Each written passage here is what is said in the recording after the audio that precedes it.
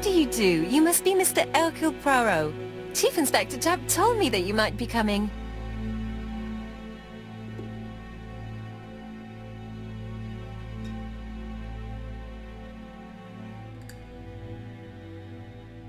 Madame, you may be of valuable help to me. It would be my pleasure to help you. Will there be some journalists there as well? I think you might even be interviewed. You are key witness. I've suspected him for some time, but he appeared so harmless. Oh yes, sometimes he got angry and waved his arms about. But even then, he wasn't frightening. And he was as gentle as a lamb again immediately afterwards. It was only this morning that I understood. He told me he was going to Cheltenham, but my daughter saw him at Euston Station. It's not the right station. To get to Cheltenham, you have to take the train from Paddington. And what's more, Mr. Cuss left behind an ABC with Doncaster underlined. As you can imagine, when I saw that, I called Scotland Yard.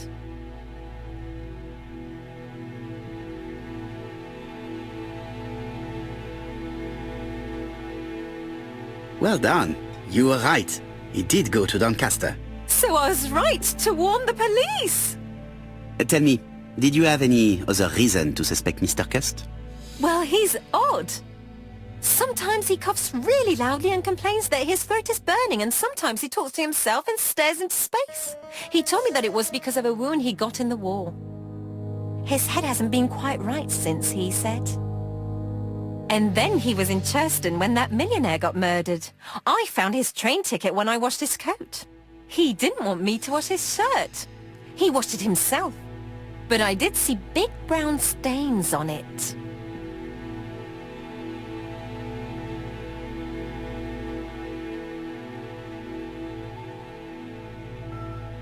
Where were the stains on the shirt? On the collar and on the buttonholes. Cut used to travel for his work. Is that correct? Oh, it wasn't for pleasure. He was always unwell on trains. But he had to sell his stockings around England. I have to respect my engagements, he used to say. Do you know where Cust was at the time of the murder in Andover and Bexhill? On June the 21st and July the 25th? No, I don't know. That was a while ago, you know. But surely you keep a register. It won't do you much good. Mr. Cuss rents his room for the year. If he goes away for a few days, I have no reason to make a note of it. Ah! I remember one thing. Bexhurst by the sea, right? Indeed, it is a large seaside resort. Well, as it happens, at the start of July, Mr. Cust asked me to repair his bathing dress. Suspicious, huh?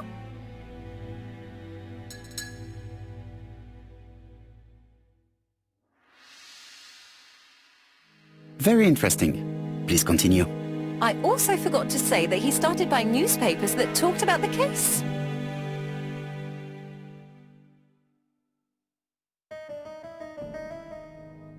Which newspapers? The evening ones and the daily ones. That will be all for now. I'm going to take a look at his room.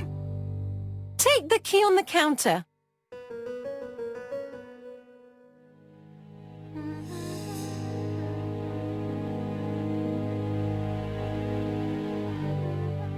This woman appears to be in a good mood.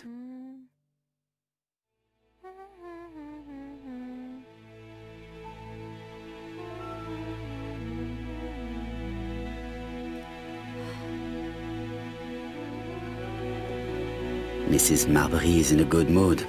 She's working very precisely in producing incredibly thin peel.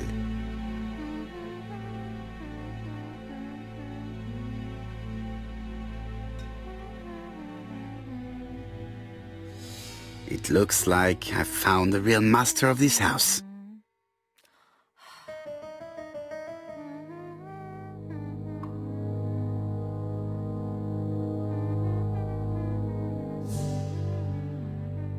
There is no need to worry about the household cat.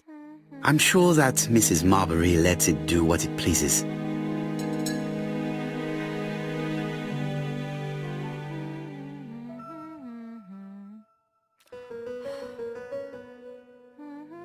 I should check the register.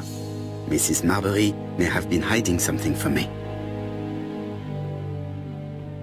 I don't think my register will help you. Mr. Cuss rents his room all year. If he goes away for a few days, I have no reason to make a note of it.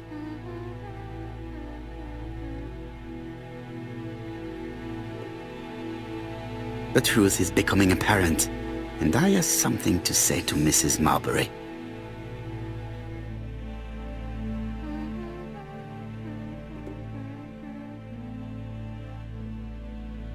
Mrs. Marbury, if I am to believe the register, you rented room 306 to a certain Mr. Fishman on the day of the Bexhill murder? Room 306 is Cust's room. Can you explain yourself? Yes, I remember. Just for one night as a favor. Mr. Cust was away, all my other rooms were taken, and poor Mr. Fishman had nowhere to go.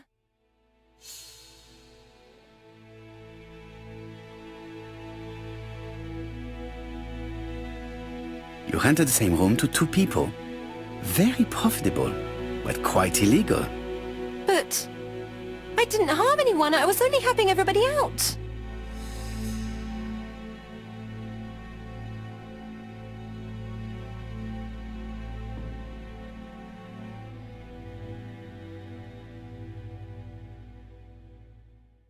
This key bears the number 306.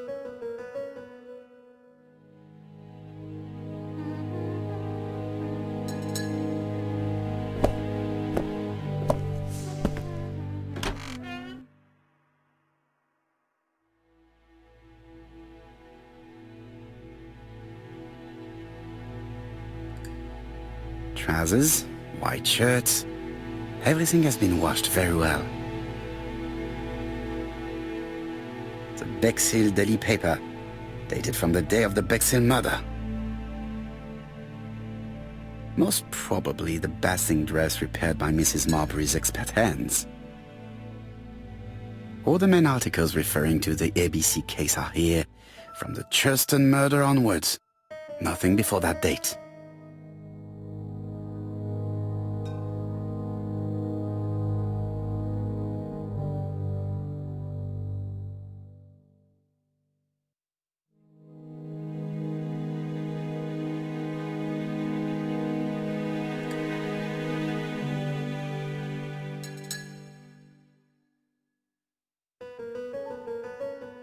Laudanum Cameron's Chemists. Laudanum, a medicine for coughs. It is what Dr. Clark prescribed for Mrs. Asher. This subject will probably be useful to me.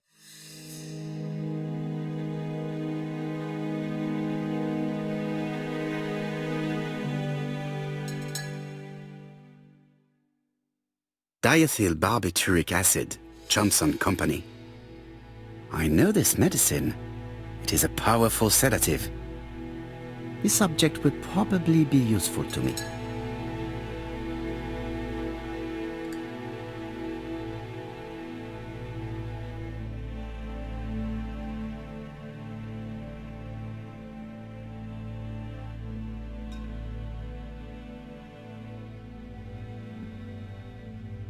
How hopeful. This place is a real mess.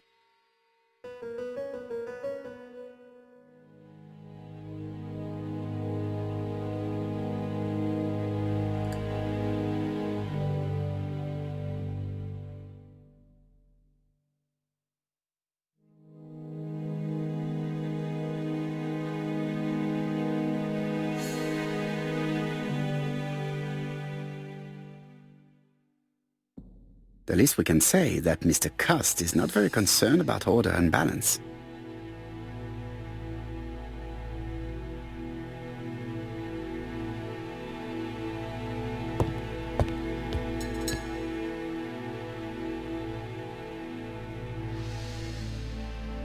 I have to get the ribbon.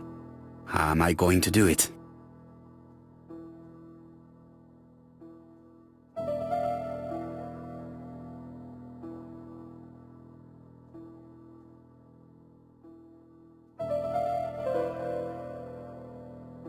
The ribbon is jammed. I have to start by freeing it.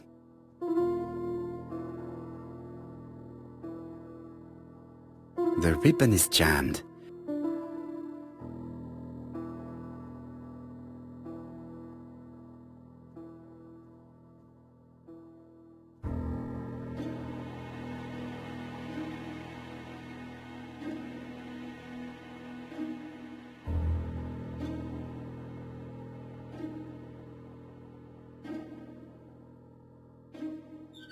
The right-hand heel has been removed.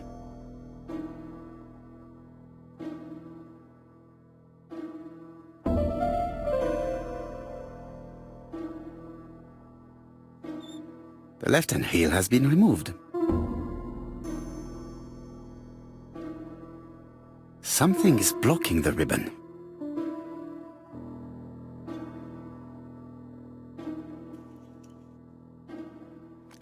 And here is the ribbon.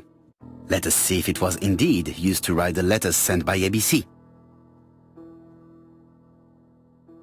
I only need the ink ribbon for my inquiry. I will let Jack clean the keyboard if he wishes.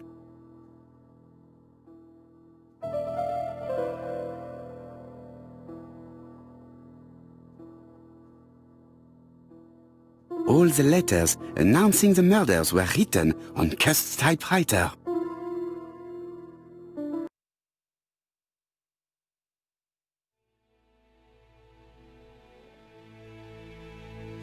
John Milligan, Managing Director, Silky Legs, Frederick Street, Leicester. To A.B. Cust, Marbury's Guest House, 1935, May the 21st. Dear Sir, further to our letters dated 5th and 10th of the month, we confirm we are you as door-to-door salesman, according to the conditions stated in our previous letters. We will send you the articles by mail and also a Redfield typewriter you will be using for every business letter. Regarding the schedule of your rounds, please do as following. June 21, Andover. Arrive by train the 20th in the evening and get a room at Station Hotel. Start your turn in the north part of the town. This letter establishes that Cust went to Andover, but the ink has hidden the destinations of his other trips. I know from Mrs. Marbury that he went to Churston. I just have to show that he went to Bexhill, and I will have proved that he was present at all the crime scenes.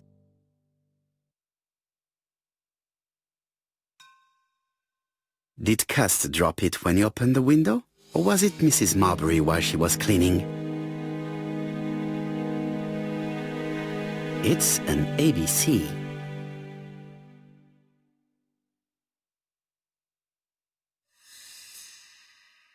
A long-bladed knife. A murderer's weapon. This object will probably be useful to me.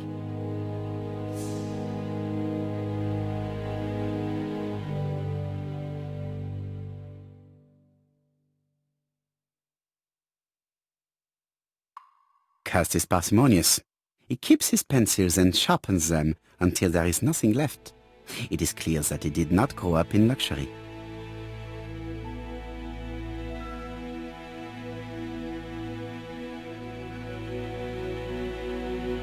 War of 1914-1918. By the King's order, the name of Corporal A.B. Cust, Devonshire Regiment, was published on the London Gazette on May the 10th, 1918, as mentioned in a dispatch for gallant and distinguished service. An army dispatch, wounded on the Somme front, victim of a gas attack. Corporal Cust greatly deserves his distinction.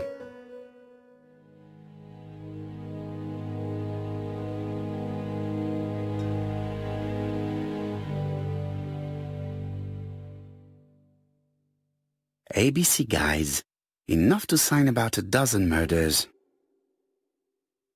It's closed.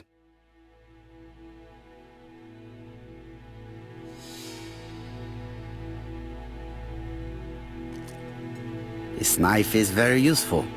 Who knows, maybe it never cut anything other than string. Stockings. Stockings.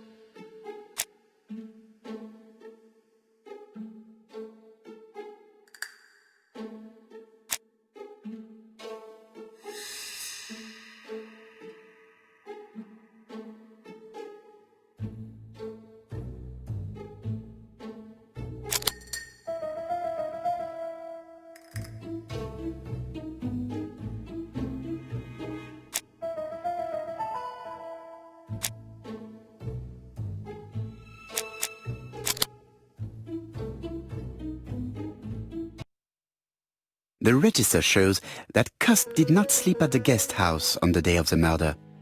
Where was he? Bexhill. The Bexhill paper reveals it. Cust bought this newspaper in Bexhill on July the 25th.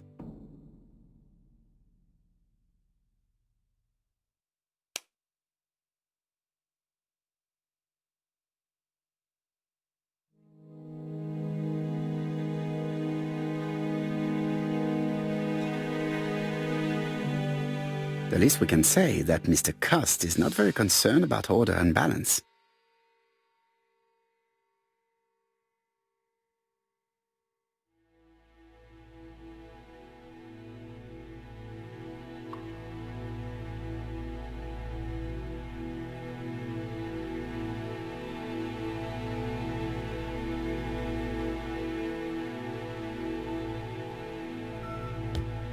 ABC guys. Enough to sign about a dozen murders.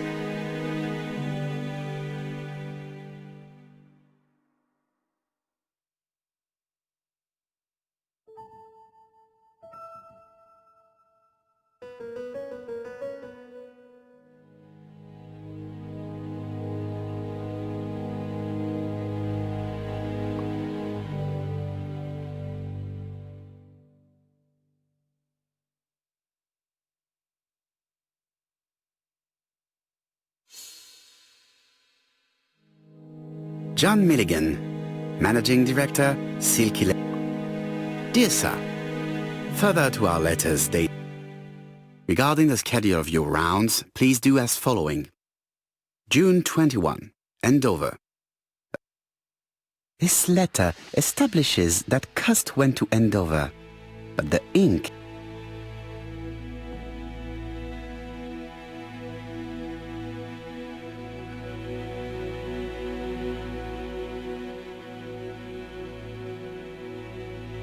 it's an ABC.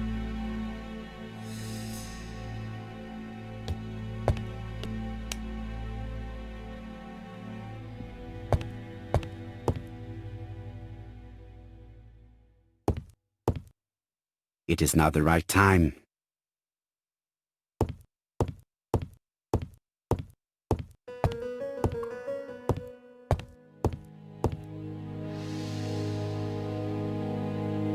This dark stain. It could be blood, but goodness knows how long it has been there. No use continuing the inspection of this room. I've seen all there is to see.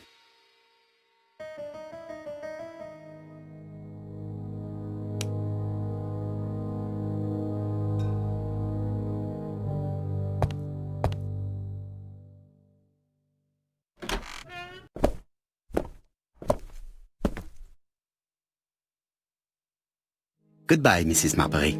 Thank you for your help. Bye. Ah, Chief Inspector. I was about to leave. Good evening, Chief Inspector. Welcome. Please excuse me, I must go to the kitchen. I'll leave the key of Mr. Cust on the counter. I'm sorry I'm late. I've spent ages with the Doncaster police. And you? I have established one fact. On 3 occasions, Cust was at the scene on the day of the crimes.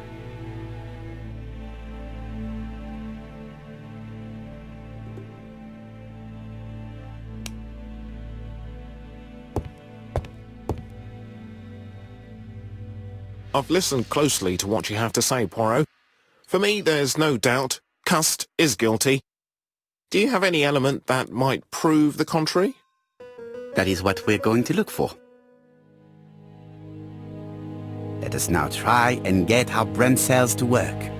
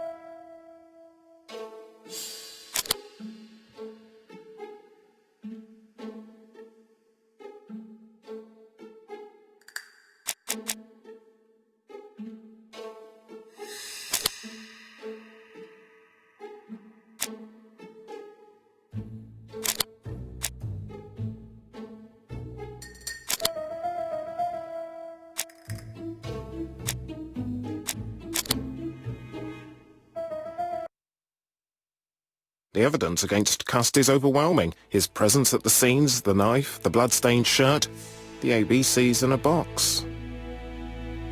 C'est vrai. However, the blood Mrs. Marbury saw on Cust's shirt may have been his own. According to his medical records, he suffers from hemoptysis. The murderer cut Sir Carmichael's throat from behind, and the blood spurted outwards. You would expect the murderer's shirt to be stained on the sleeves, not on the buttonholes. Yet we see quite the opposite. You would expect the murderer to keep the newspaper articles about his crimes. But Cust's collection starts in Cheston, as if it discovered the case rather late. I agree it's troubling, but it doesn't change my mind. There's small details that we should be able to clear up by questioning Cust. When can we talk to him? Doncaster is sending him to us on the first train. Are they questioning him already? He says he can't remember a thing. It's plausible. Doctors say he suffers from absences and amnesia. Mrs. Marbury has confirmed this. He may have done the murders in an altered state. A familiar situation. It's not enough to clear his name. Dr. Thompson insisted that even if you don't know what you're doing, you never commit a murder without wanting to. Très intéressant. I shall remember that. Right. I'll go and examine the suspect's room. Chief Inspector, I took the liberty of removing a few clues to examinatum.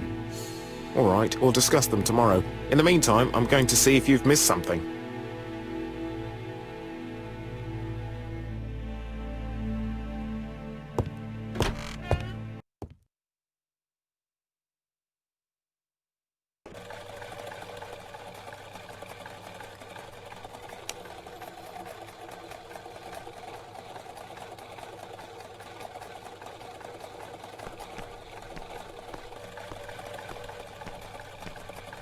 To Scotland Yard, please.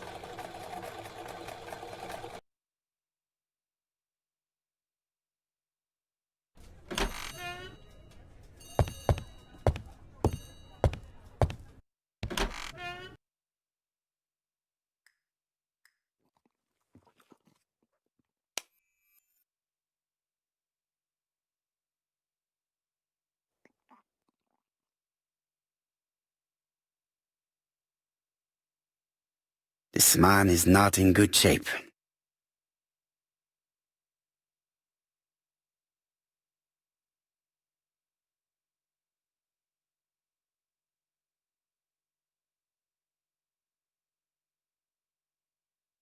He is worried and very tired. and other police have been hard on him.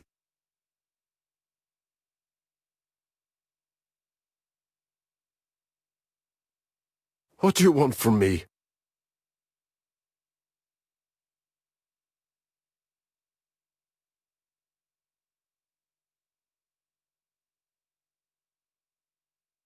Are you Alexander Bonaparte Cust? So? You find my name ridiculous, is that it? Huh? I am Hercule Poirot, and I want nothing other than the truth. Ah, you're the detective.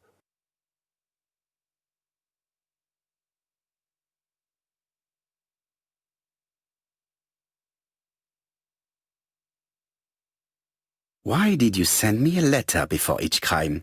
Why all these questions? When are you going to stop pestering me?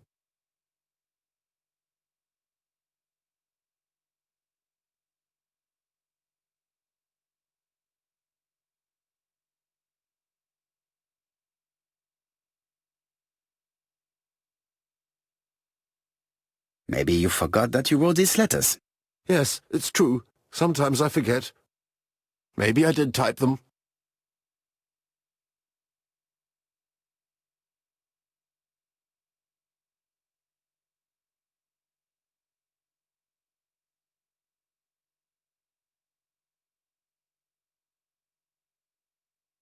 Are you capable of murder, Mr. Cust? All these questions are giving me a headache.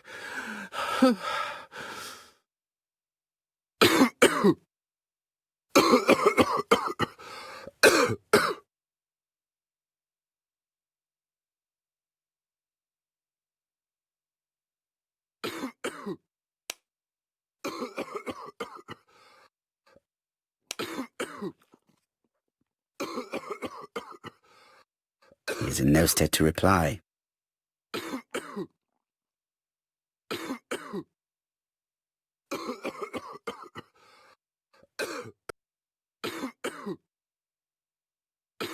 Poor man. If only I could help him. He is in no state to reply.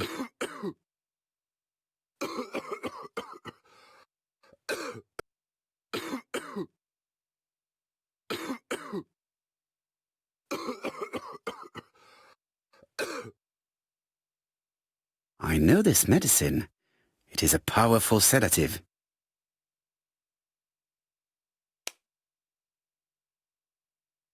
Laudanum, a medicine for coughs. It is what Dr. Clark...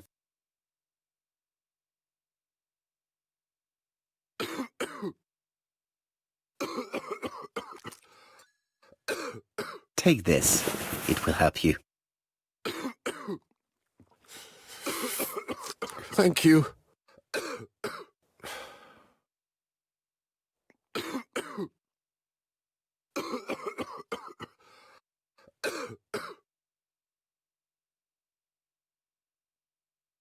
Oh, good God, my shirt is covered in blood again. Bon. I now know where the bloodstains Mrs. Marbury saw came from. Are you well enough to speak? Yes, I feel much better.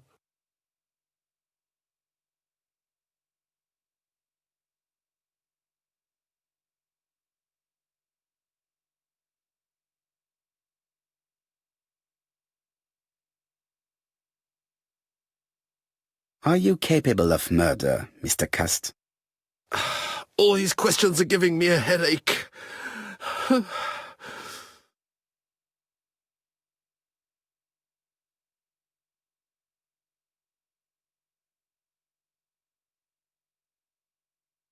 You enjoyed the war, Cust. Admit it. I didn't want to be discharged.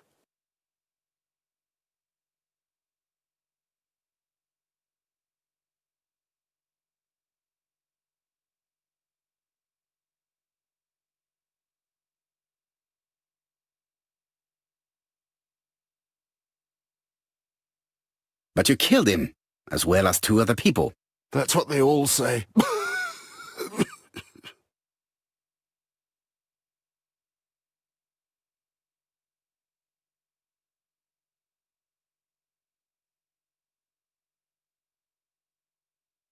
Do you deny being at the scene of the crimes? So? There was no harm in being there. It was only for my work. You were seen at all the crime scenes. Yes, I was. I travel a lot, but not for pleasure. I am terribly unwell in trains. But I had to respect my engagements. My employer gave me very precise written instructions about the towns I had to visit. Let's see. The company you claim to work for, Silky Legs, has never heard of you. And as for these letters they sent you, they were written on your own typewriter. The company sent me the typewriter when I started working for them. Yes, but the letters were received afterwards.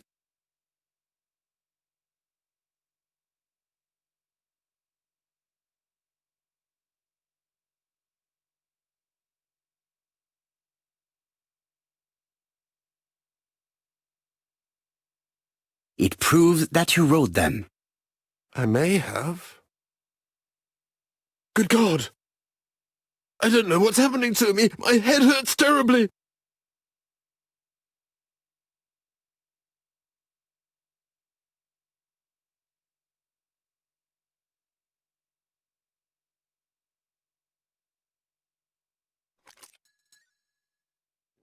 Take this. It will help you.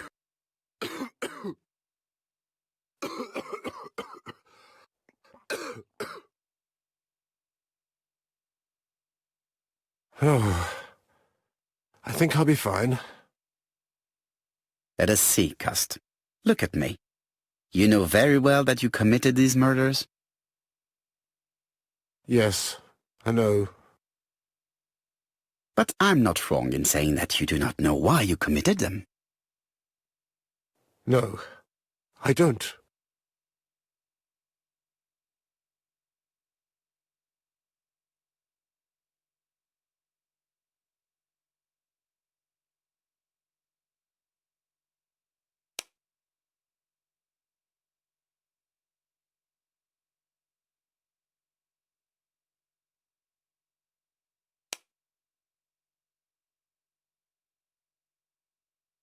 Let us leave Cust alone.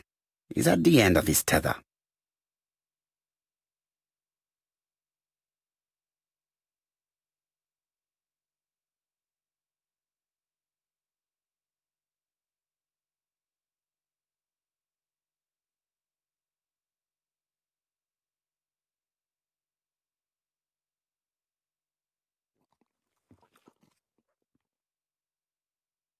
Let us leave Cust alone. He's at the end of his tether.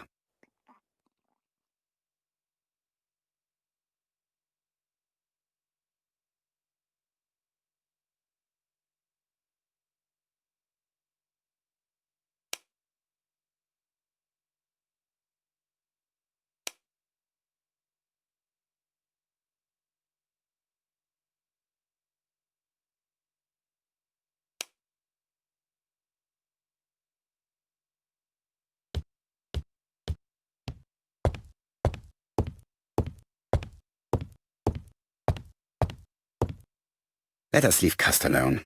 He's at the end of his tether.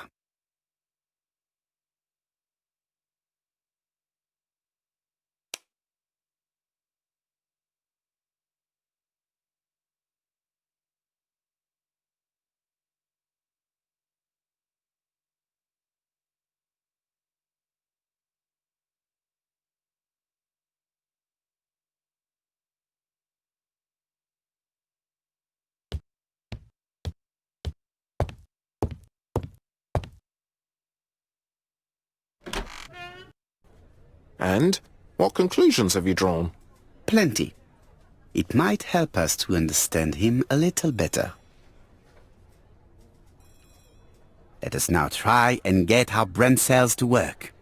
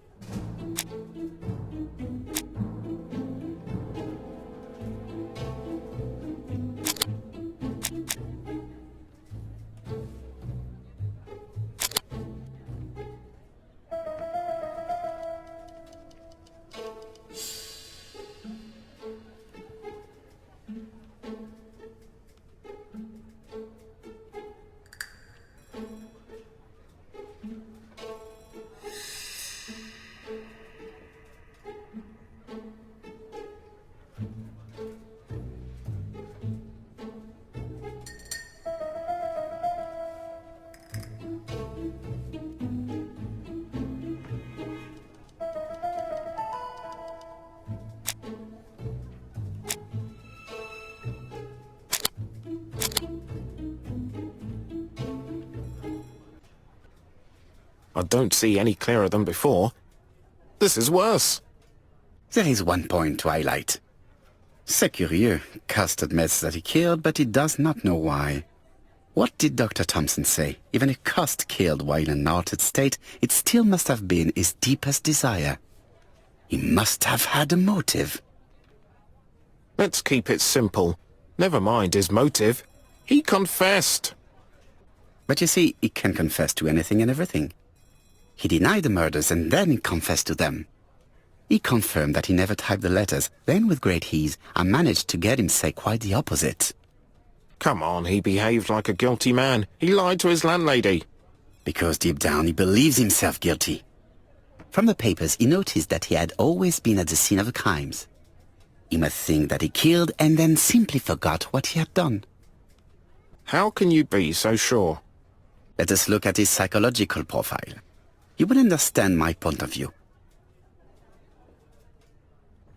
Let us now try and get our brain cells to work.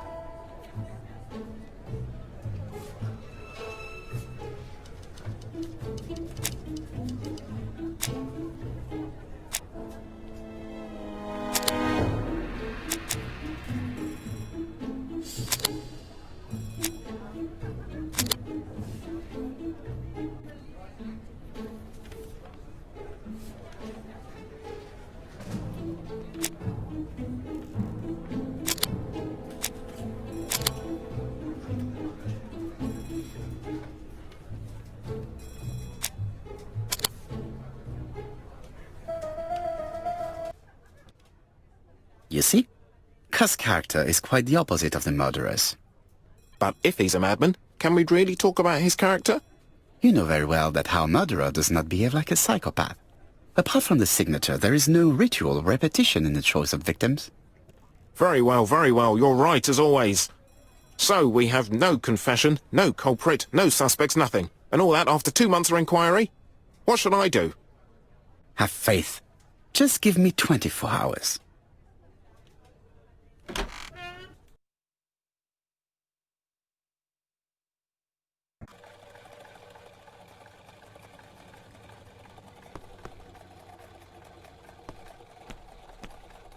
To Whitehaven, please.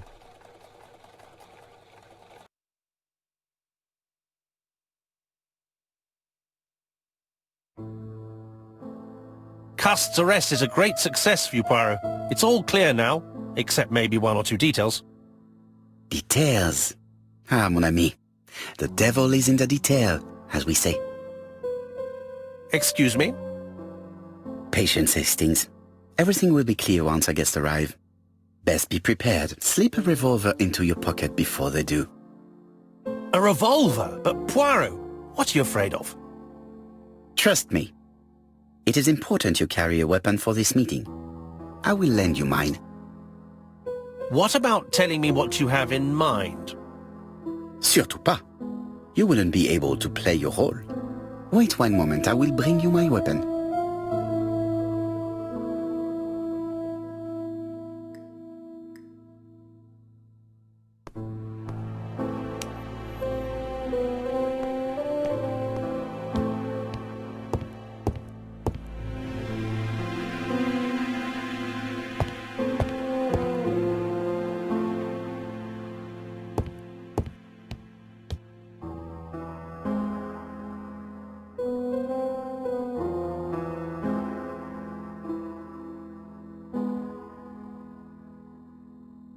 Churston, Devon, population.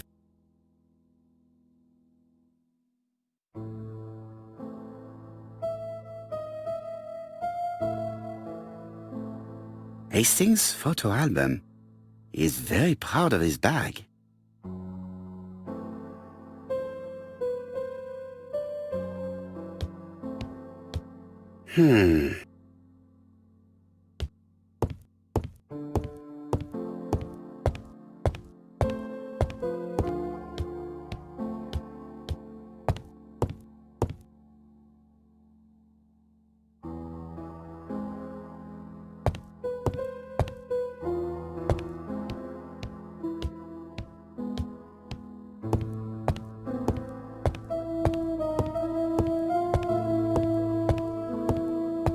The white ammunition are blank cartridges.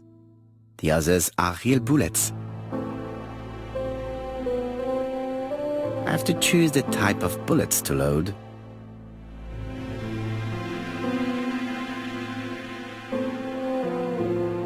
The revolver is loaded with blancs. I still have time to choose real bullets. The revolver is loaded with real bullets. I still have time to choose blancs.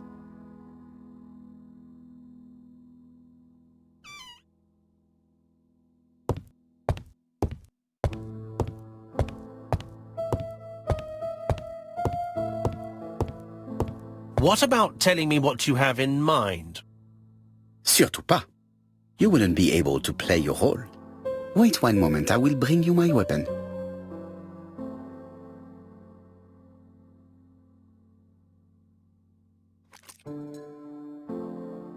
Voila, I entrust you with my weapon. It has hardly been used, it is almost new.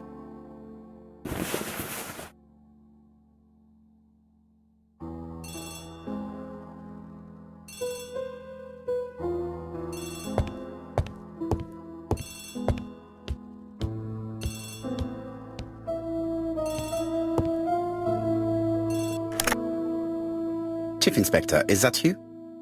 Yes. Sorry, but we haven't found anything. Have you checked the typewriter? And the packaging, the letter, and the ribbon reel. We've only found prints left by Cust and his landlady. Well, never mind, I shall make do. So, are you still going to hold your meeting? Of course, Chief Inspector. I can hear my guests coming up the stairs. Why have you brought us here, Mr. Poirot? Since Cuss' arrest, I thought it was all done and dusted. Miss Gray formally identified him, as well as Miss Barnard. Yes, and the stockings he saw drove the same brand as the ones found at my aunt's. This is all true. However, a case is not closed if some questions remain open. And one question is, why did the murderer send me his letters? Why did he challenge me, Hercule Poirot? Perhaps he wanted to play with you, to taunt you. Xenophobia? Maybe he didn't like you because you're foreign. I may be wrong, but maybe by provoking you he was looking for glory? All these theories should be studied. Let us now try and get our brain cells to work.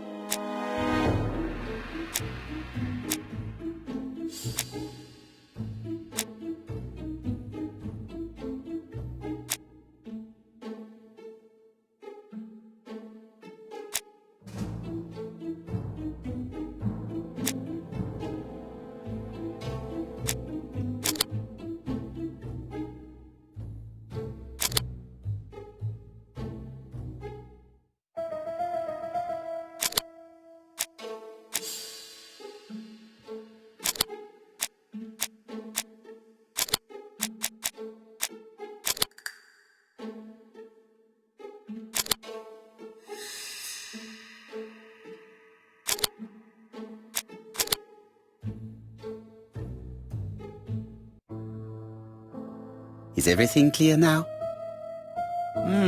You might like to explain your reasoning again. Of course. First of all, remember that the murderer made it a rule to always post his letter before the murder. He never digressed from that rule. However, in Churston, he encountered a problem. The village has only 500 inhabitants. With advance warning, it would be easy to arrest him. Therefore, the murderer delayed his letters deliberately with the wrong address. The plan wouldn't have worked if he'd sent it to Scotland Yard or the papers because everybody knows their addresses. The mistake would have been corrected and the letter would have been on time. That is why the murderer chose me as the recipient. Because for his plan to succeed, it was necessary for at least one of the letters to have a wrong address and get lost. It was very cunning. Absolument. It is a very subtle plan. It matches the profile we have drawn up of him perfectly. That of an intelligent, daring and calculating murderer. But that's not how you describe Cust. You are quite right, mademoiselle. Like you, I find it hard to believe that this dull character is the clever murderer we are looking for. Do madmen... I mean, if he's mad, he might have two very different sides. No doubt. But the murderer is not mad. All the specialists agree that he does not have the profile of a psychopath. But if Cust is not guilty, how do you explain his presence at the scene of the crimes? Mr. Clark, the answer to your question is in the medical records of your brother's patients. Documents which Cust most certainly did not have access to. Let us now try and get our brain cells to work.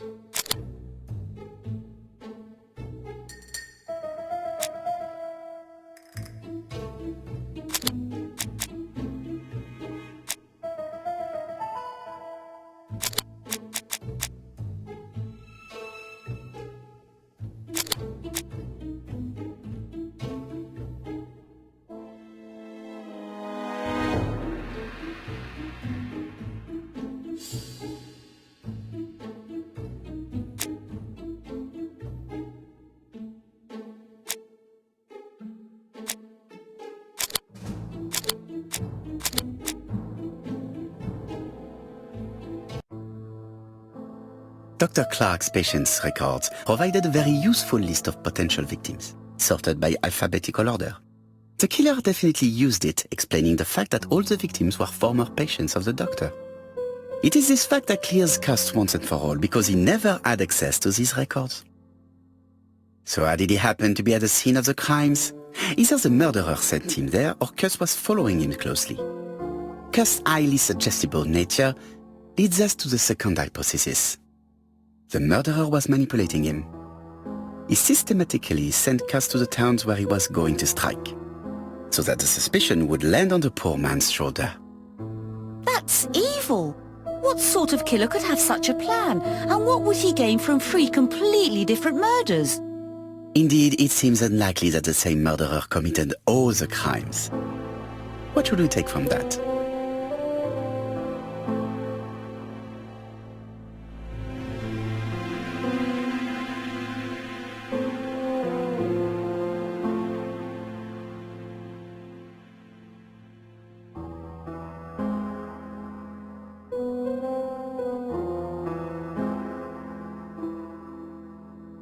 Just one murder was of benefit to the murderer. The others were just diversions. On reflection, there is only one conclusion. The murderer killed once out of interest and twice to divert our attention. This reasoning points at 2 potential culprits. Franklin Clark. Donald Fraser? Yes, mademoiselle, that's good thinking. Mr. Fraser may have killed Betty out of jealousy. Mr. Clark may have killed his brother in order to inherit his large fortune. Both have a motive. But Donald did not have access to Dr. Clark's records. Please allow me to disagree with you, mademoiselle.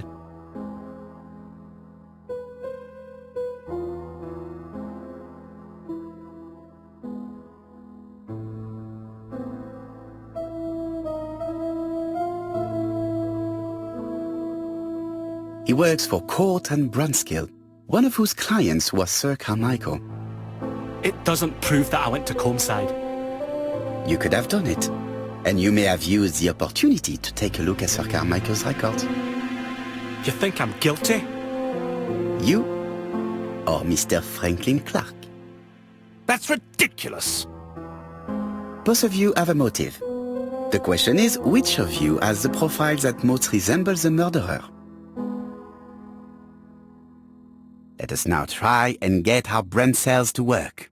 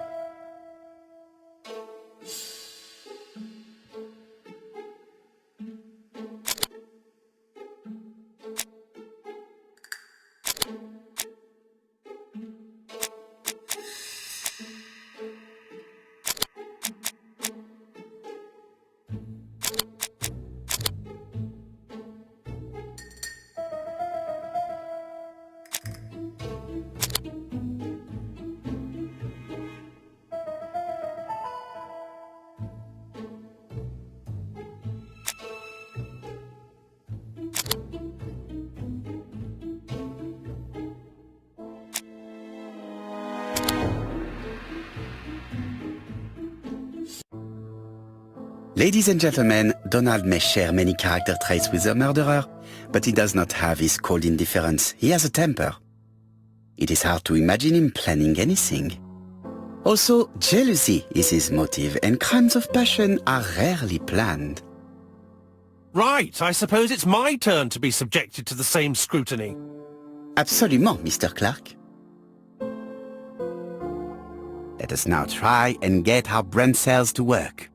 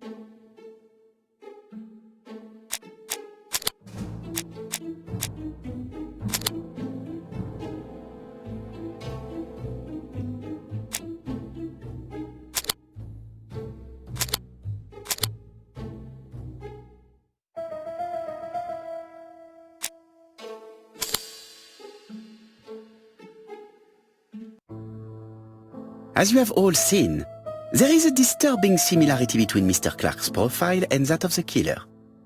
In actual fact, it is exactly the same. Mr. Poirot, your psychological studies are interesting, but your conclusions do not add up. Why would I have wished my brother's death? The inheritance is lawfully mine. I just have to wait. No, you had to act quickly.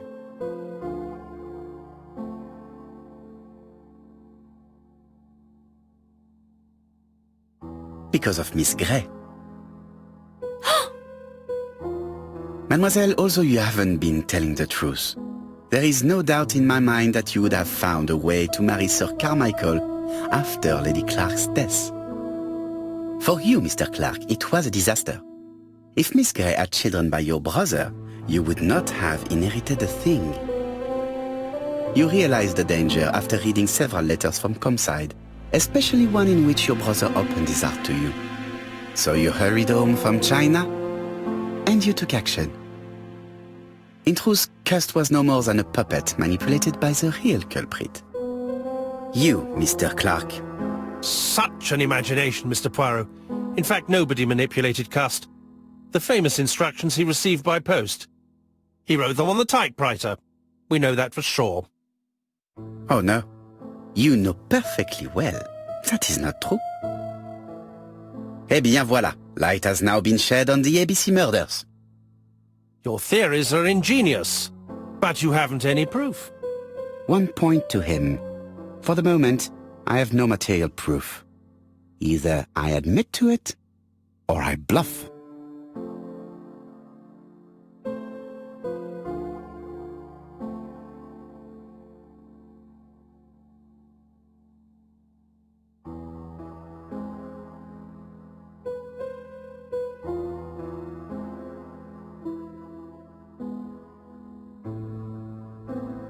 One thing proves it.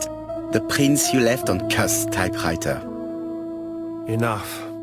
Oh, of course you wiped the typewriter before sending it. But not carefully enough. Scotland Yard has found your print along with those of Cust. I understand why you never wanted to lend me your new typewriter, and why you were searching through your brother's things. And the hole you dug on the moors. What did you hide there? The knife you used to kill your brother? Game, set, match. You win, Mr. Poirot. But it was worth trying.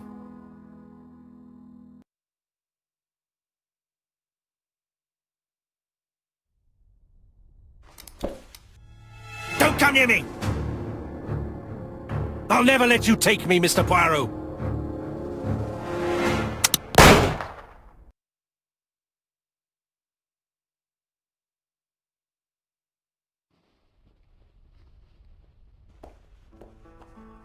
took the law into his own hands. He had no right. He should have paid for his crimes. I should have expected what he did. Come on, Poirot. Everybody makes mistakes. Exactly. Hastings, if one day I sound pretentious, please whisper these 3 letters in my ear. ABC. They shall remind me that we all have our limits, even me.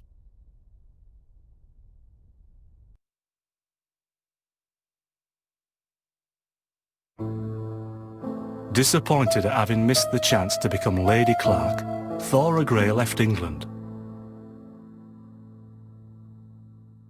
Donald Fraser and Megan Barnard married. On Poirot's recommendation, Mary Drower started to work for Lady Clark. The elderly lady's condition suddenly took a turn for the better. And a few months later, to Dr. Logan's great surprise, she was back on her feet again. According to this eminent physician, it appears to be an extremely rare case of spontaneous remission. Lady Clark has enjoyed very good health ever since.